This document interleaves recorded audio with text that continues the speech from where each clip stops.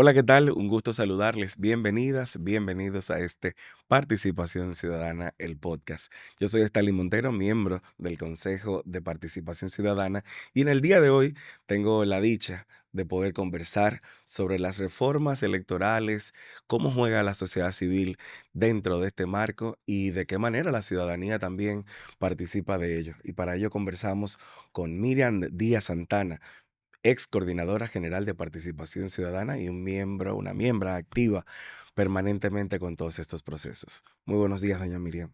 Buenos días, un gusto estar aquí conversando sobre un tema siempre tan pertinente como este.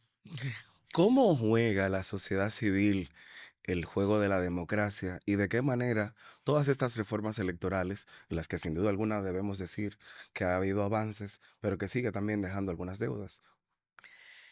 El papel de la sociedad civil es fundamental. Aún en los casos de sociedades muy avanzadas, muy apegadas a las leyes, muy institucionales. Primero, ese estado no lo alcanza ninguna sociedad sin la participación activa de la sociedad civil. Pero aun cuando lo alcanzan, la vigilancia y la participación de la sociedad siempre sigue siendo un elemento fundamental. De hecho, cuando una sociedad descuida ese pilar importante de su vida, se producen retrocesos muchas veces.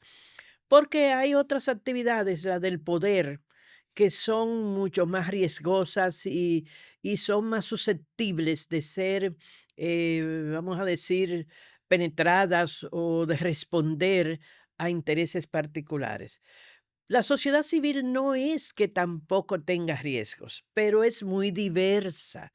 Cuando hablamos de sociedad civil, hablamos de muchísimas organizaciones, porque debe ser organizada, que tienen muchas veces opiniones diferentes, diversas, hay toda una gama. Naturalezas, Sí, temáticas. Sí. exacto, hay toda una gama de posibilidades dentro de la sociedad civil y cuando ésta participa y se expresa, ahí se pueden escuchar y se pueden recibir sugerencias que no responden necesariamente a intereses de grupos o particulares, sino que del debate con la sociedad civil se saca una calibración de qué es lo que la gente espera de una función gubernamental, de una ley, de un decreto o cualquier otra medida que se vaya a tomar. Los sistemas electorales forman parte, digamos que un apéndice, ¿no? De la posibilidad de que una sociedad tenga condiciones democráticas. Y, y en República Dominicana, del 90 hacia acá, sobre todo, ha habido reformas en materia electoral y algunas que acompañan este proceso. La de partidos políticos, la misma reforma de la ley electoral de la República Dominicana.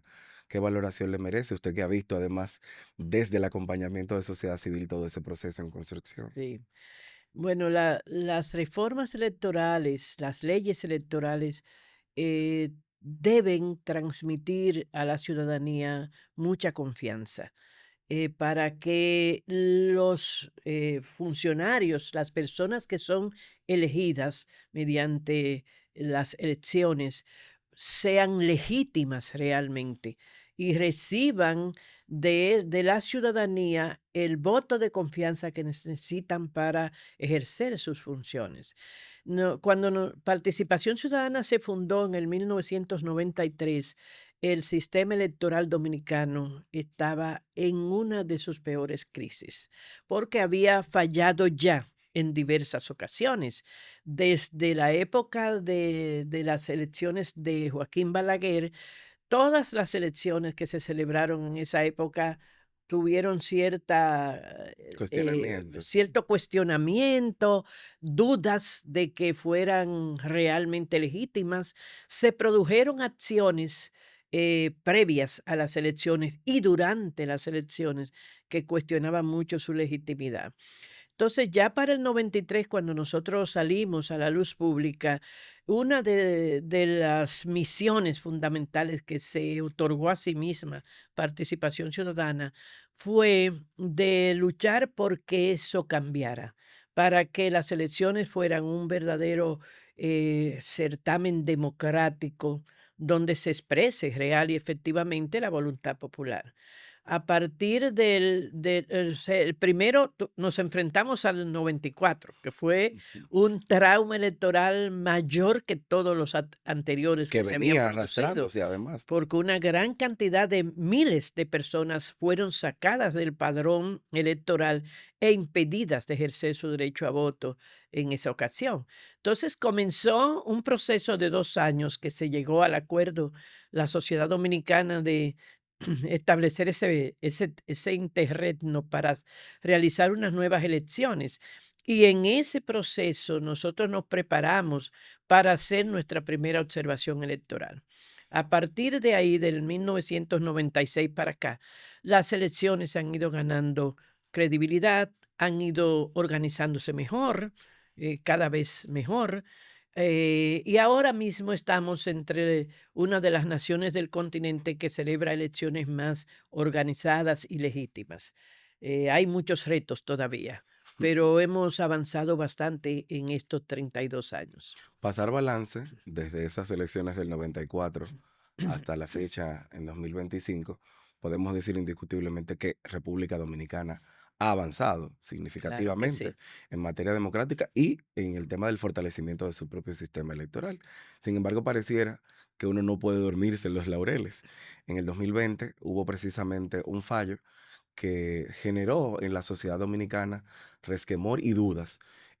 Posteriormente se vio y demás, pero fue como un llamado a alerta de que la gente sí tiene un valor y que aunque pareciera que no está pendiente necesariamente de lo que allí ocurre, hay gente siempre y sectores que velan por esto. Esa valoración, ¿cómo la pone usted en perspectiva con los retos que pudiera tener actualmente? La confianza es una de las cosas que se toma su tiempo cuando ya se ha perdido. Se supone que en principio siempre debemos confiar en las demás personas. Yo siempre parto de ese criterio de que la confianza está primero que la duda. Ahora bien, cuando ya ocurren tantas cosas como han ocurrido en el país, realmente esa confianza se va resquebrajando Sí. y va cayendo en una situación en la que da mucha brega volverla a restablecer.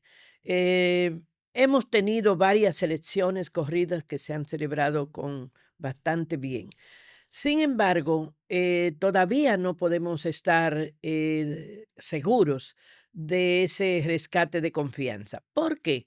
Porque están interviniendo en las elecciones factores que todavía no son suficientemente controlados y que en una democracia deben serlo, porque aquí nos referimos, por ejemplo, al excesivo costo de las campañas electorales y de los procesos electorales en el país. Ese excesivo costo está comprobado que tiene un efecto negativo en la democracia, porque no necesariamente las personas con mayores condiciones son las que están ganando una elección, sobre todo en el ámbito municipal, en el ámbito congresional, etcétera. Entonces, hay muchos factores a los cuales podemos referirnos más adelante que requieren de cambios para que la confianza en las elecciones sea mucho mayor, sea creciente y esas culturas antiguas definitivamente queden atrás.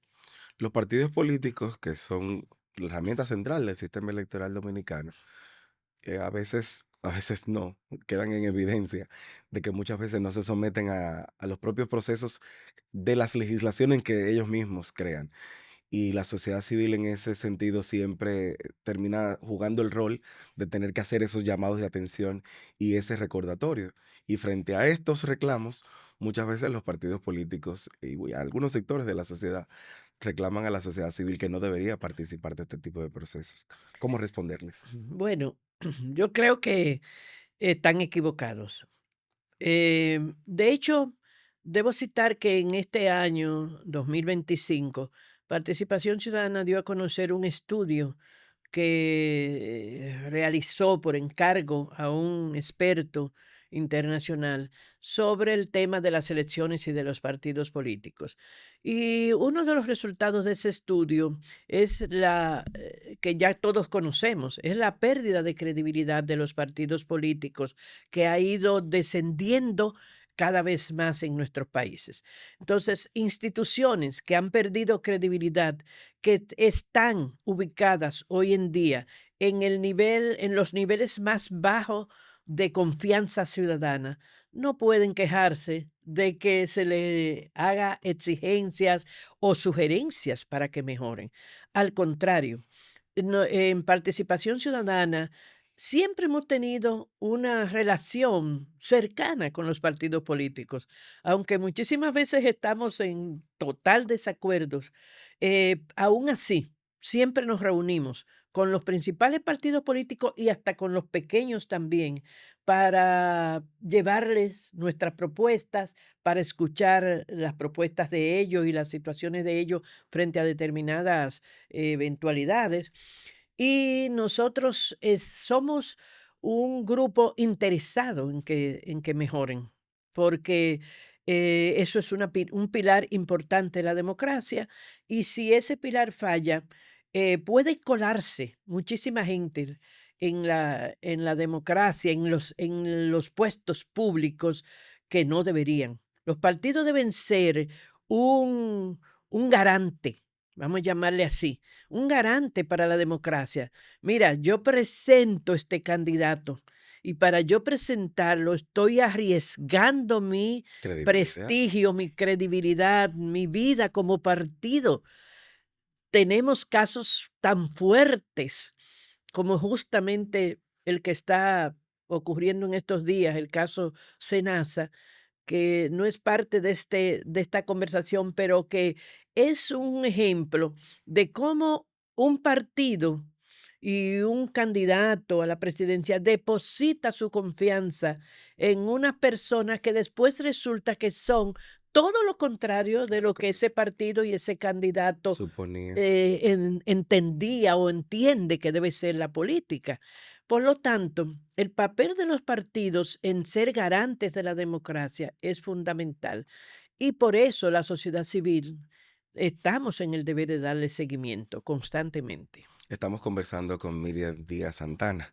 Ella es coordinadora de participación ciudadana y un activo de las integrantes que fundaron este movimiento, y estamos hablando sobre las reformas electorales y cómo están vinculadas a ese trabajo que desde la sociedad civil debemos y estamos llamados a hacer. Doña Miriam, pareciera, y sobre todo con esta última respuesta que me daba, que sí, que efectivamente tenemos la posibilidad de ver el vaso de las reformas electorales y de la condición de nuestro sistema electoral medio lleno. Faltan cosas. Claro. ¿Cómo faltan? ¿Qué faltan? ¿Y cómo lo construimos?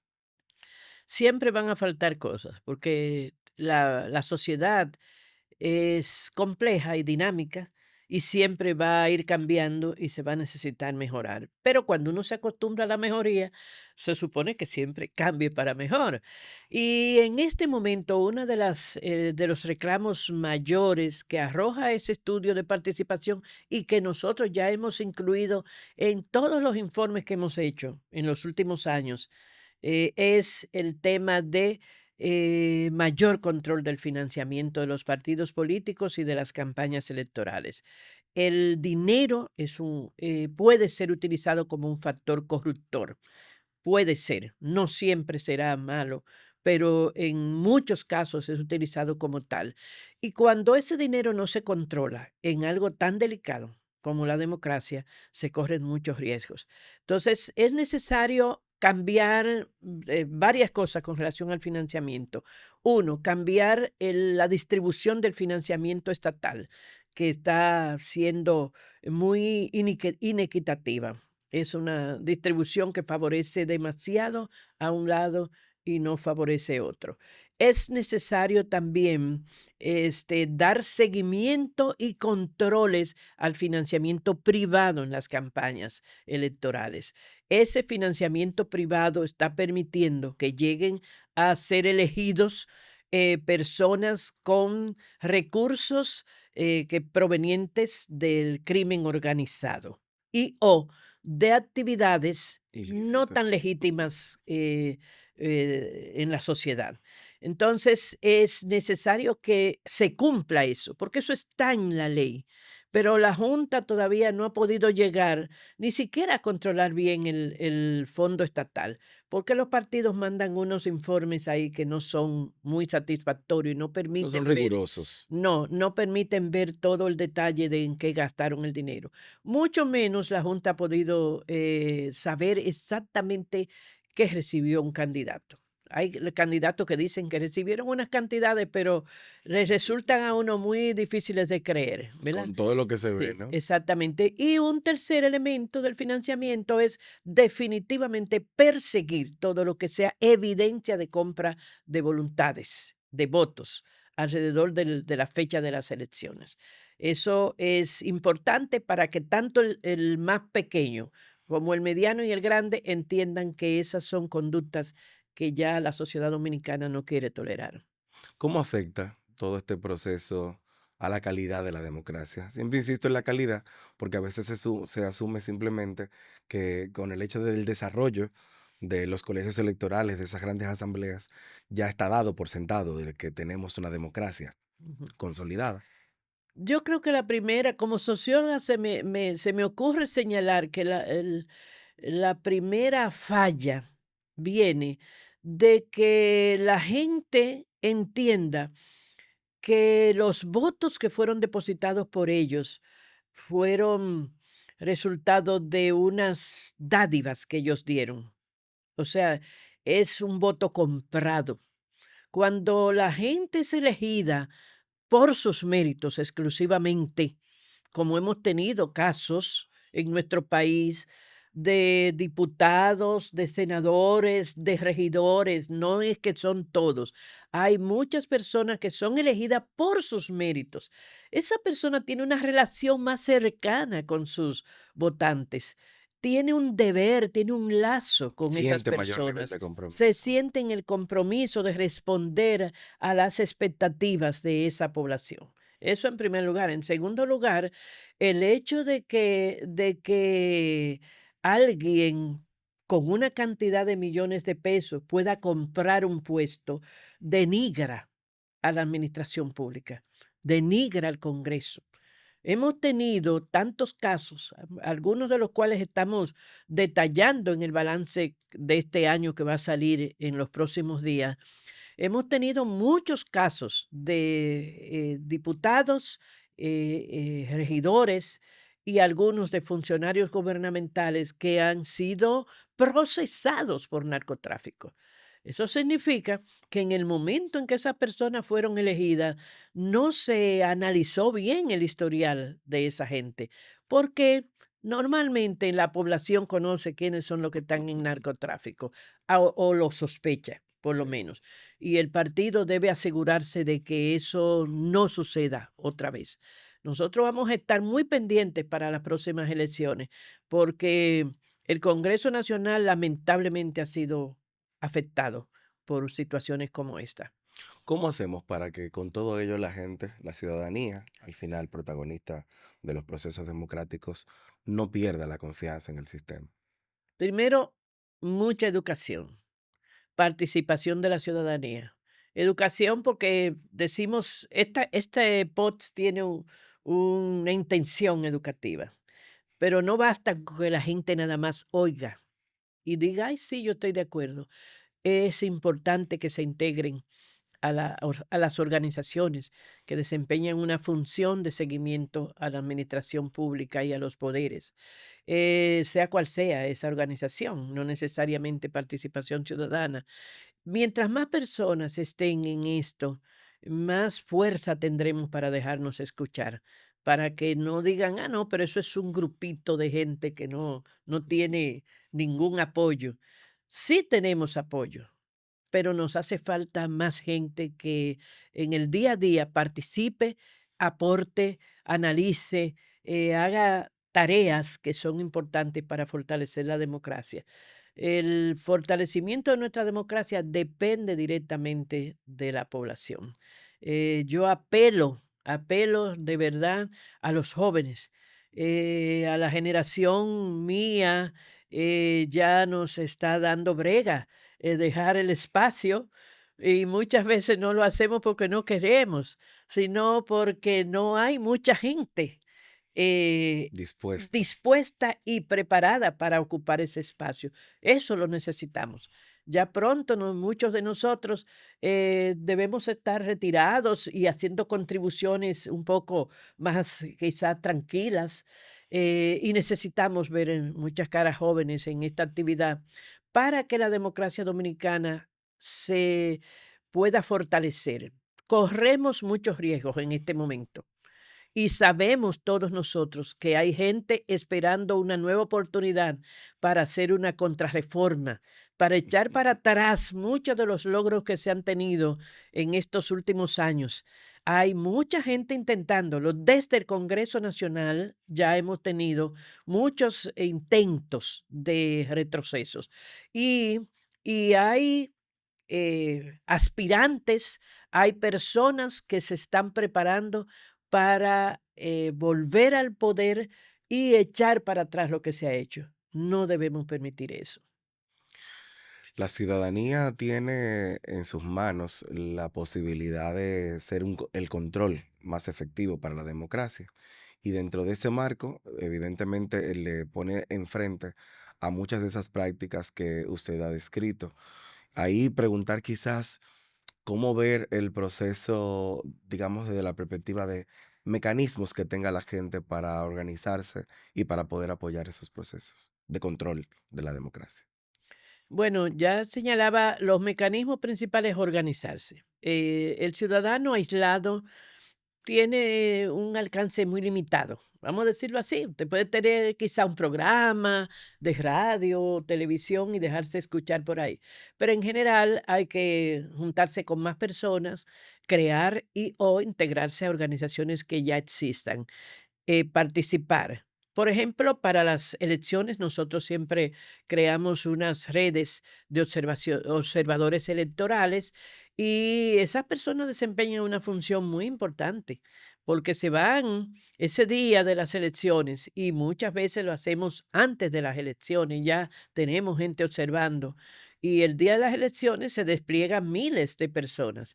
La participación en un proceso de eso es sumamente enriquecedora. Muchos jóvenes dan testimonio de lo que ha sido para ellos llegar a un colegio electoral como observador y pasarse el día ahí registrando las incidencias, aprendiendo de esos procesos. El ciudadano que participa, y sobre todo si lo hace en su juventud, queda marcado para toda su vida como un buen ciudadano. Eso lo digo por experiencia propia y de mi generación y de mi familia, de mis hermanos, donde casi todos comenzamos desde los 12, 13 años en grupos relacionados, por ejemplo, con la Iglesia Católica, que tenía muchos grupos juveniles y sigue teniendo. Luego pasamos ya a otras actividades ya más relacionadas con la política, luego con las sindicales, luego con las actividades universitarias. Y uno se va acostumbrando y se va formando en ese proceso. Eso da una riqueza extraordinaria a las personas. Yo les recomiendo encarecidamente a los jóvenes participar en cualquier actividad que sea de enriquecimiento y de ciudadanía.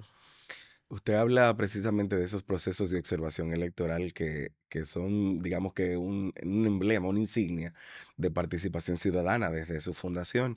Y a propósito, este podcast precisamente llega a ustedes gracias al apoyo del proyecto de observación electoral de participación ciudadana en articulación con el CIPAF, el Centro de Investigación para la Acción Femenina, y el apoyo financiero de la Unión Europea.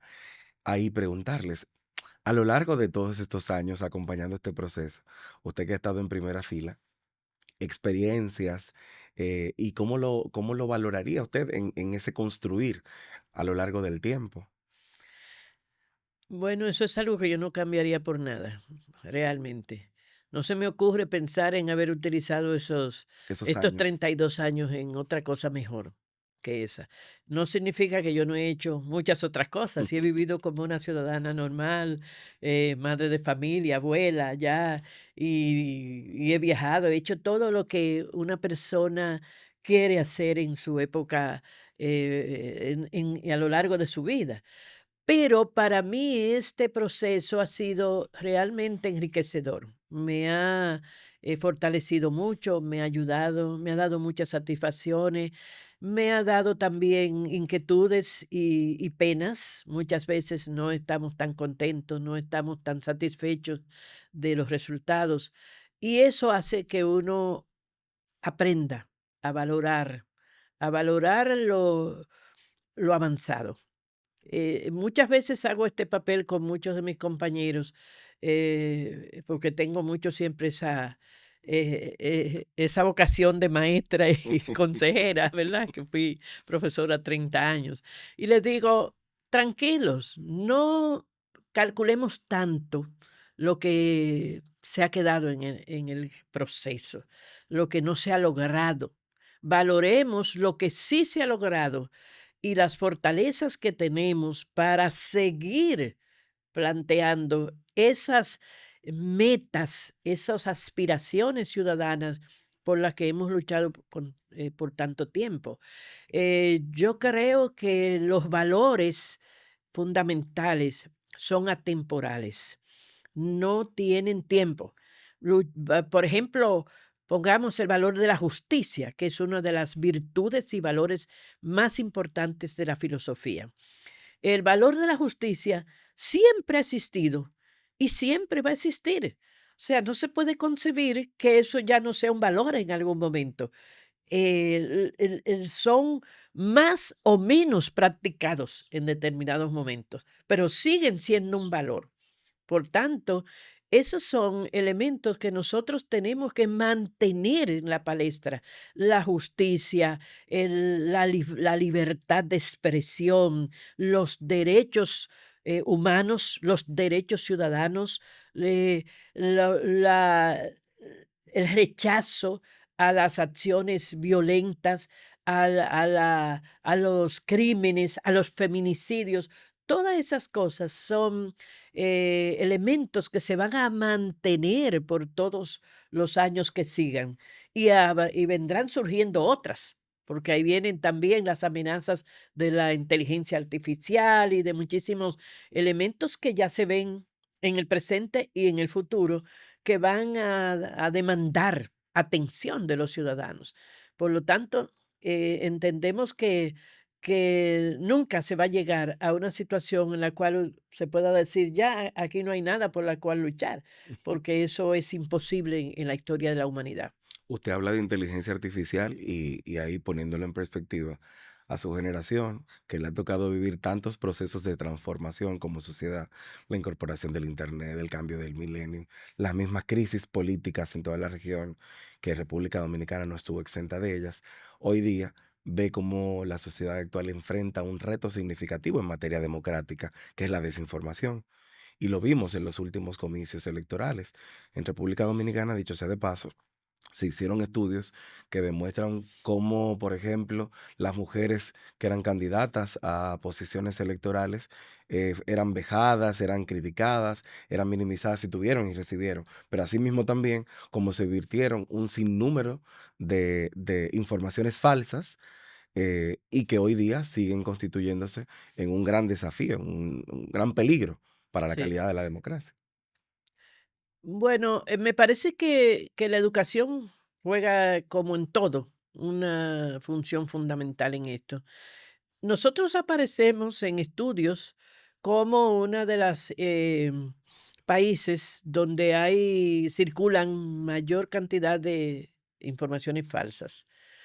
Eso se debe, yo creo, en gran medida a los niveles educativos. Muchas personas creen lo que oyen o lo que les llega simplemente porque no tienen la capacidad para discernir eso que están escuchando o porque no leen, no escuchan No las contrasta. noticias, no contrastan esas informaciones. Pero esos son peligros que por más que usted trate de controlarlos, tiene que controlarlo en su origen. El origen es el público que está recibiendo eso. Entonces, es muy importante que la gente entienda que la inteligencia artificial tiene la función de facilitarnos la vida, no de dificultárnosla. Yo soy un testimonio de eso. Cuando yo comencé como socióloga, investigadora, tenía que ir a todas las oficinas públicas en busca de información y perdía muchísimo tiempo, mañanas y días enteros, hoy no pudo, hoy no se pudo, no está disponible ese documento, vuelva dentro de un mes que quizá lo tenemos. Todas esas cosas que hoy en día ya yo no tengo que hacer. Yo me siento en mi casa y googleo y busco a ver todos los últimos documentos que han salido, que son de mi interés, y ahí están disponibles el mismo día en que salen. Es decir, pero ¿para qué me debe servir eso? No me debe servir para yo ser menos investigadora, menos cuestionadora, menos eficiente en hacer mi trabajo. Me debe servir para dedicarle más el tiempo a la creatividad. Con esa información a mano, el tiempo que yo perdía en ir a buscarla y anotarla a mano, yo me recuerdo cuando no había todavía ni siquiera facilidades de las copiadoras. Ese tiempo ya ahora yo lo uso en el análisis y en crear algo nuevo. Entonces, así deben ser los estudiantes y los maestros. Si un maestro perdía el tiempo en explicar una clase y ahora ya eso está en un medio electrónico, pues ya no pierde el tiempo en explicar la clase, pierde el tiempo en ponerte, sentarte con tus estudiantes, a analizar a profundidad esa información y sacar unas conclusiones realmente de aprendizaje. Hay que hablar de reformas electorales y ahí plantear sobre todo cómo vemos la posibilidad cuando ponemos en perspectiva los retos que tenemos y a su vez miramos también hacia atrás y dice cómo llegamos hasta aquí, hasta este momento, nos damos cuenta de que muchas de las reformas que se hicieron al sistema electoral contaron con el acuerdo, con la votación favorable de gente que la construyó, que se puso de acuerdo y que las votó y que hoy no las respeta.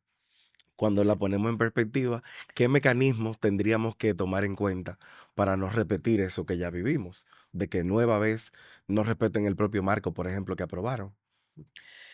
Creo que los mecanismos principales son 2. Primero, eh, el funcionamiento de las instituciones que tienen que darle seguimiento a las leyes. Si el Congreso lo convirtió en ley, se convierte en obligatorio, de una vez. En el caso electoral, la Junta Central Electoral tiene que empoderarse y atreverse a sancionar. Hasta ahora, nosotros gozamos de mucha fama de buena gobernabilidad en el mundo, porque como que nos llevamos bien los dominicanos y somos bien chéveres y hasta se reúne el presidente con los otros expresidentes, la gente de los partidos se encuentra en los sitios y tú lo veas dándose sus abrazos, pero eso no es suficiente. Lo suficiente es que esa gobernabilidad se fundamente en la ley. No puede fundamentarse en yo te dejo pasar a ti y mañana tú me dejas pasar a mí. Tiene que fundamentarse en la ley. Y las instituciones tienen que dar ejemplo de eso. Así como se han logrado hacer expedientes que nunca se habían hecho en el país y se han atrevido a llevar a la justicia a gente que ocupó posiciones importantes o gente rica. Asimismo, los organismos electorales tienen que atreverse a sancionar partidos y que todos entendamos.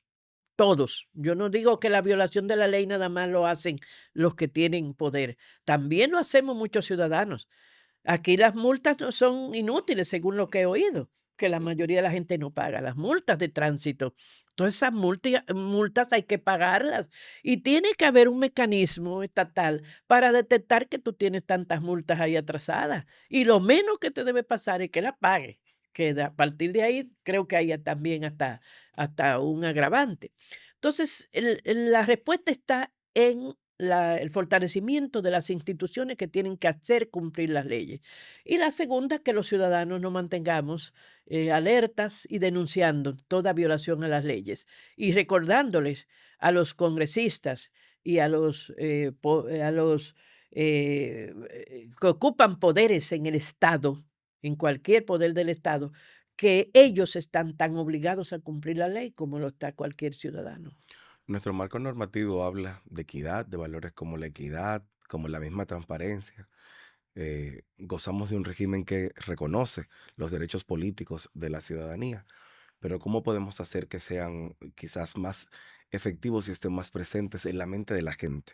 A veces tenemos derechos conculcados, pero el no activarlos como ciudadanía nos pone en riesgo de perderlos o que no se nos reconozcan. Bueno, ahí yo quiero responder con algo que de verdad a mí me gusta porque creo que derechos y deberes son parte de una misma moneda, Son primos hermanos. son dos caras de una misma moneda.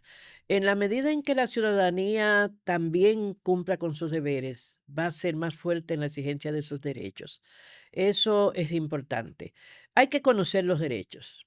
Y en educación, por ejemplo, en todos los niveles educativos y en la prensa, en todos los medios que haya para llegar a la gente debe exponerse cuáles son los deberes. Ahora bien, un ciudadano que cumple con sus derechos, sus deberes, exige el cumplimiento de sus derechos. Es decir, si yo yo no tiro basura a la calle, yo exijo que los demás tampoco la tiren. Voy a estar más vigilante. O voy a estar vigilante, yo hasta le digo: "Señor, mire, se le cayó esa basurita, hágame el favor". Así le digo, de verdad. Y no me da miedo de que me vayan a dar un boche, y que a veces me lo han dado, pero ¿qué me importa a mí? O sea, el día por ejemplo, antes se usaba que uno iba al cine y ante alguien no lo dejaba a uno escuchar, conversando o un teléfono Riéndose, sonando o murmurando. hablando por teléfono. Mire, la gente comenzó a decirle que no, y ya usted va al cine y usted no encuentra ese comportamiento. Y cuando aparece alguien que lo hace, todo el mundo de una vez le reclama. Es decir, nosotros tenemos que ver las cosas en las dos vertientes, derechos y deberes. El ciudadano que cumple con sus deberes tiende a exigir sus derechos. Si paga impuestos, quiere que esos impuestos se utilicen en el bienestar de la general. Si no lo paga, a lo mejor tiene hasta vergüenza de exigir, porque si no paga impuestos, entonces exigir como que es mucho, ¿verdad? Pero yo creo que ese es un proceso que en el cual debemos enfatizar para que avance más rápido. Somos un poco lentos en esa parte. Necesitamos que nos Sí, apuren. sí. Si tuviéramos que resumir, porque ya entramos a la parte de cierre de este podcast, de este episodio, si tuviéramos que resumir quizás en una frase el tema de los retos que tenemos desde la ciudadanía para los procesos de reforma electoral, ¿cómo lo resumiría usted? Los mayores retos en reforma electoral, como ya he señalado, son avanzar. Avanzar, fortalecer los avances que ya se han producido, em, hacer que las elecciones sean un proceso más normal, que no paralicen tanto el país. Eso es muy folclórico y hasta lo gozamos, y al dominicano le fascina la oportunidades de ir a esas fiestecitas preelectorales. Hasta ahí está bien. Pero no convirtamos los procesos electorales en procesos donde se desbordan, pasiones y se desbordan acciones que no son correctas, que van en contra de la ley. Tenemos que respetar las leyes, tenemos que organizarnos, tenemos que, ser más selectivos, más cuidadosos en la selección de por quién votamos. Eso es sumamente importante. El ciudadano de pueblo, el ciudadano de provincia, de municipio, tiene mucho más facilidad para saber por quién echa su voto. Que el voto no se eche nada más por favoritismo o porque me dio algo, sino que se eche con una conciencia. Y asimismo, los que vivimos aquí en la capital tenemos acceso a formas de saber que nos corresponde mejorar ese Congreso y también nos corresponde mejorar el gobierno dominicano eligiendo personas y partidos que realmente nos merezcan confianza. Los partidos políticos tienen en todo esto una gran responsabilidad. ¿Qué pedirles? ¿Qué exigirles? Primero que se que se regulen a sí mismos, que cumplan con su democracia interna. Esa democracia interna de los partidos tiene demasiado cuestionamiento y ha sido responsable de muchos macos que se han metido por ahí. O sea, mucha gente que ha llegado y ha deshonrado a la política, realmente no llegó de la manera más legítima dentro de sus mismos partidos. El partido tiene que ser más transparente. Nosotros hemos solicitado muchas veces que los partidos sean también objeto de la ley de lavado de activos, porque se lo dejó fuera expresamente a pesar de que se le solicitó al Congreso que apareciera en la larga lista de instituciones que están sometidos a esa ley, aparecieran los partidos y no lo pusieron. Entonces, por una razón ha sido. Y la razón es que se están manejando sumas de dinero demasiado grandes como para ellos quedar fuera de eso y con los pocos mecanismos que tiene la Junta Central Electoral le dé seguimiento a esa cantidad tan grande de dinero. Con una medida como esta podría mejorar el seguimiento que se le da a los partidos, pero lo que más pedimos es voluntariamente háganse más transparentes, publiquen sus nosotros, cada tanto tiempo, revisamos las páginas de los partidos políticos y no encontramos los estados financieros de los mismos publicados en esas páginas. Publiquen sus estados financieros, como lo hace cualquier otra organización que se respete. Esperamos mucho de los partidos porque no queremos que desaparezcan, lo que queremos es que sean mejores. Y bueno, el cierre creo que es materia obligada poner la perspectiva del presente y del futuro. Y en este caso, ahí preguntarles qué mensaje quizás dejarle a las nuevas generaciones sobre el tema de la importancia de la democracia, de velar por ella y de velar sobre todo por sus sistemas electorales como parte de su ejercicio de ciudadanía activa. El mensaje es empoderarse ellos mismos. Yo soy de la que creo que los demás tienen sus deberes y debemos exigírselo, pero que nuestra vida, la vida personal, la vida social, la vida del mundo y de la humanidad, depende de nosotros mismos, fundamentalmente. Si nosotros nos hacemos empoderados de nuestra vida, nuestros resultados serán mejores. Y como país veremos pronto un país diferente. Hacemos este punto aparte porque les seguimos invitando a que sigan en continuidad con esta hilera de podcast de participación ciudadana, que en este episodio hemos tenido la dicha de conversar con doña Miriam Díaz Santana, es coordinadora general de participación ciudadana y además un activo miembro siempre de la organización. A ustedes gracias por la sintonía e invitarles a que sigan conectados a esta programación de podcast de participación ciudadana.